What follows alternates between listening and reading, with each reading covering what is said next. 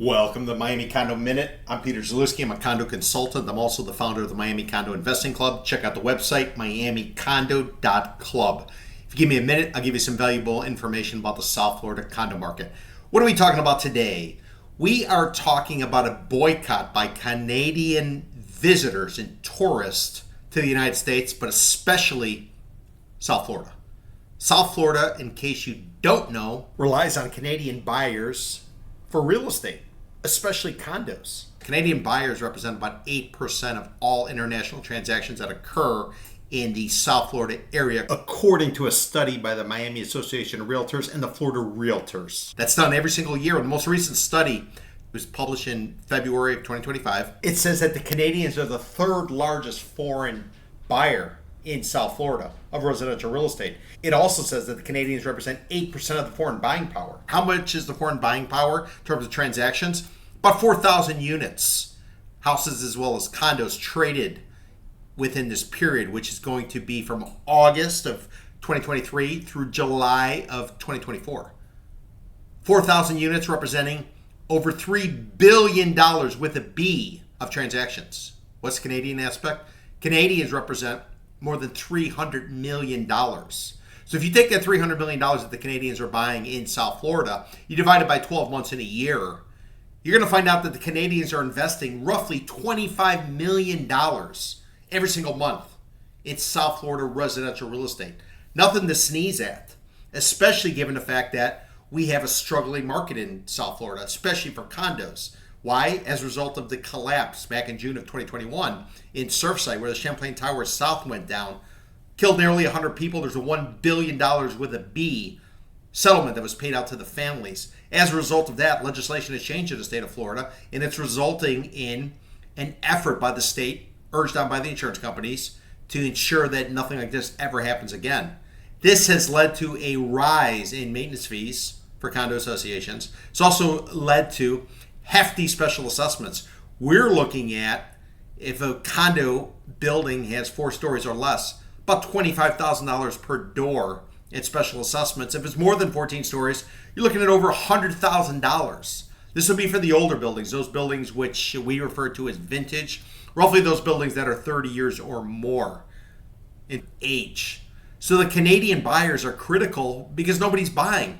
A brand new study came out this week. It was issued by Bankrate, and what it found is a renter is going to spend about $21,000 less annually to live in South Florida rather than buying their own place. What does that translate into monthly payments? It's about $1,700 a month cheaper to rent than to own in South Florida right now. And for all those people who said that they came from New York and what they love about South Florida is it's got the vibe, it's got the energy, it's got the restaurants, it's got the nightlife, but it's cheaper. Well, that's no longer the case. Miami's now much more expensive on that ratio of rent versus own than even New York City. Miami ranks at number 7, New York City's number 8. So what I'm telling you is we have a challenge right now going on in the South Florida condo market. We predicted a 2025 Florida Condo Association financial cliff due to all of these rising fees, as well as uncertainty about what was going to happen with the structural integrity of some of these buildings. The state seems to be dealing with it. But what the state can't deal with, though, is the fact that during the pandemic, people flooded into South Florida. You all remember that. State of Florida, you didn't have to wear a mask and you could come down to South Florida and you could twerk on a police car. Everybody came. They bid up pricing across the board. It peaked in a winter of about 21, 22 or so, and it's been on a decline ever since. So the last thing we can do as a marketplace, unless we want to see the market free fall, is eliminate a large buying pool. And the Canadian buying pool is that large, representing 8%. Now, you might ask yourself, why are the Canadians not coming? Well, the Florida Roundup, which is a statewide broadcast, it's done on Fridays. I listen to it on WLRN, which is the NPR affiliate down here in Miami, but it goes statewide. They had on some people discussing some of the issues related to the Canadian tourists, as well as the investors, as well as effectively our neighbors. Let's listen to this clip from the Florida Roundup, courtesy of WLRN. Let's hear from Tim Harper. He's a former Toronto Star staff columnist, currently a freelance contributor for the Star. Back in March, Tim wrote about how he'd normally be setting off for Dunedin, spring training home of the Toronto Blue Jays. This year, though, he opted to stay in Toronto. Tim, welcome to the Florida Roundup. Now, You decided to skip out on spring training this year, and I imagine for a baseball fan, especially a fan of the Jays, that beautiful little stadium down there in Dunedin, that must have been a pretty tough call. Why did you decide to stay home in Toronto?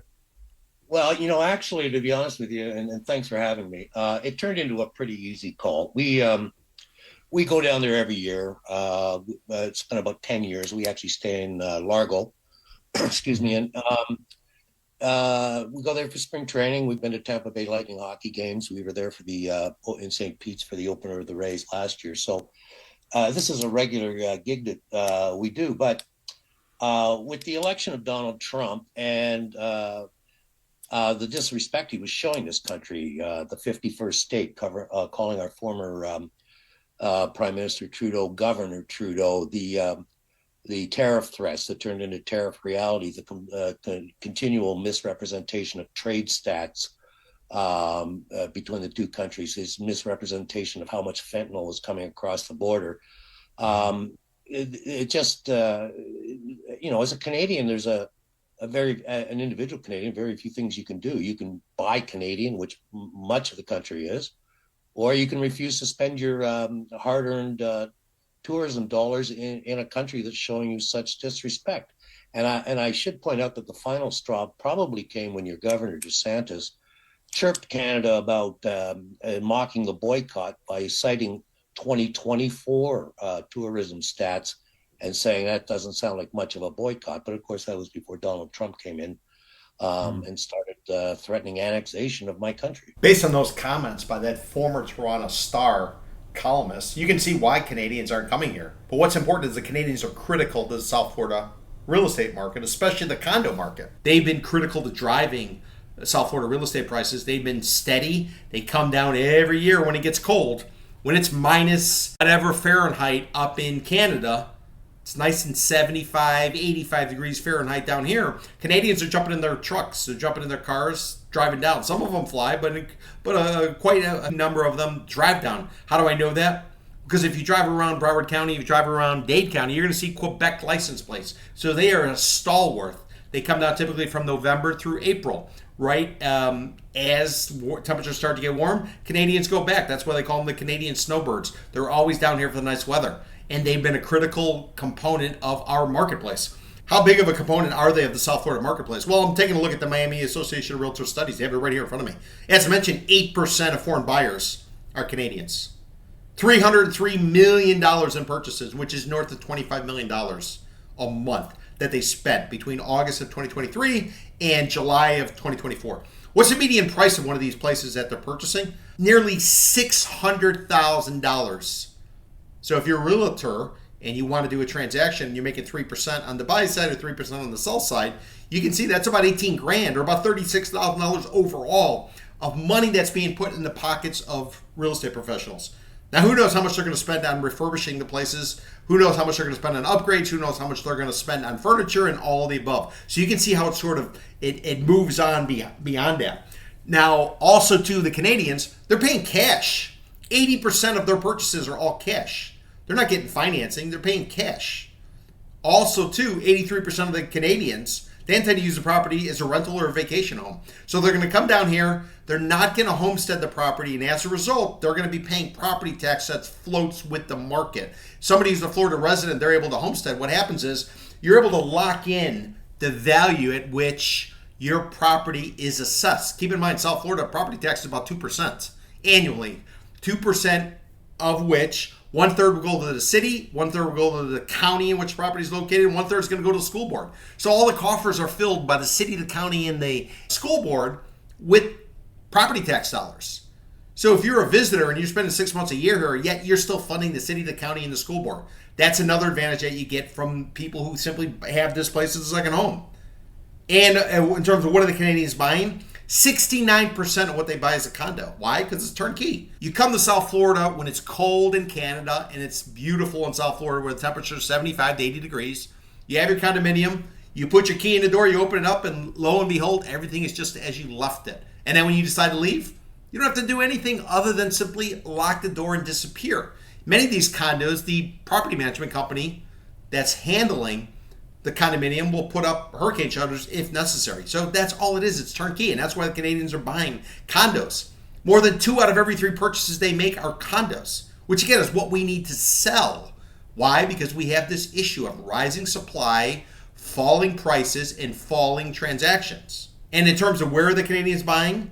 Well, let me give you some perspective. In Miami-Dade County, Canadians represent about 5% of all foreign buys. They're ranked 5th in terms of country market share for foreign investment.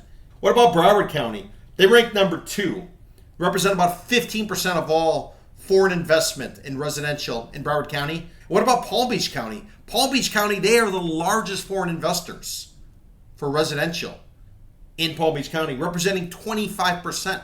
So 1 out of every 4 transactions done by foreign nationals being done by Canadian in Palm Beach County. And what are we doing? We're annoying them, we're disrespecting them, and most importantly, we're driving them away. What should we be doing? Well, the real estate industry knows how important Canadians are to the real estate hustle in the state of Florida. I do not understand why the industry is not stepping forward and issuing some sort of statement, reaching out to the Canadians and defending them. Real estate industry very easily can make headlines by talking about the drop in Canadian investors, as well as all foreign investors, especially those that are critical to the South Florida real estate market. Keep in mind, South Florida, we got 6.5 million people, of which 42% are foreign born. And what happens when you have that many foreign born people? Well, you have cultural affinity. Somebody will come, they'll buy a condo, then they'll invite friends and family over. Those friends and family come. They fall in love with South Florida just like the originals, and they buy, and so on and so on and so on.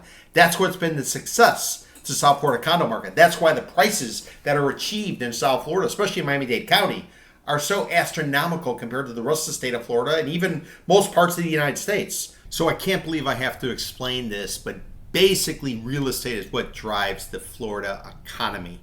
We build stuff, we service it, most importantly, we sell it to out-of-towners who pay property taxes, and they burn their cash here to keep all of our other industries going. There's always some talk, especially in South Florida, about how there's going to be a brand new industry that's going to come in and save the day. Beginning of the 2000s, it was in the internet. We had Silicon Beach, Lincoln Road, all kind of companies came here, including Facebook. Lo and behold, they all failed. They went back to Silicon Valley. Then after that, we got into the privatization, what was going on in Latin America. A lot of companies came here, especially those from Spain who were looking to take advantage of privatization occurring in South America. And then what happened? They all left.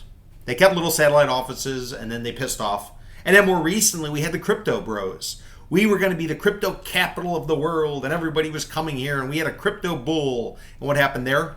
It crapped out again. It always craps out. Our economy is based on real estate. We also do tourism, but it doesn't pay very well. And then we're going to have trade, which increasingly is going to be challenging given everything that's going on right now in the current climate under the current administration.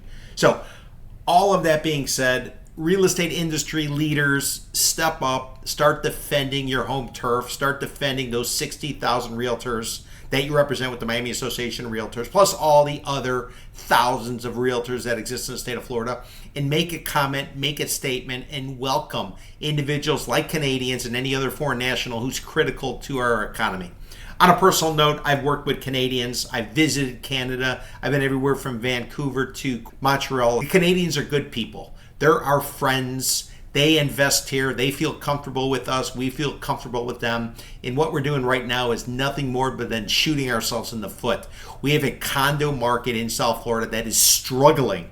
And we have would-be buyers who would come down here and pay all cash and buy up some of our condos. And what are we doing? We're disrespecting them. Now, one final point. What is to happen if these Canadians who decide they're fed up with the United States and they're fed up with South Florida, what happens if they decide to put their condo up on the market and just fire sale it? Just get it off the books, move along. Remember, US dollar is stronger than the Canadian dollar still at this point, many of which will enjoy some sort of currency bump because of the currency exchange rate between the US dollar and the Canadian dollar. So just watch out what you wish for. If you don't defend these Canadians and you don't defend the other foreign nationals who are buying here in South Florida, it's going to have a dramatic effect on the South Florida real estate market. That's everybody from developers to guys selling tile to your bankers to your lawyers and especially your realtors. I'm Peter Zalewski. I'm a condo consultant. I'm also the founder of the Miami Condo Investing Club. Check out the website miamicondo.club.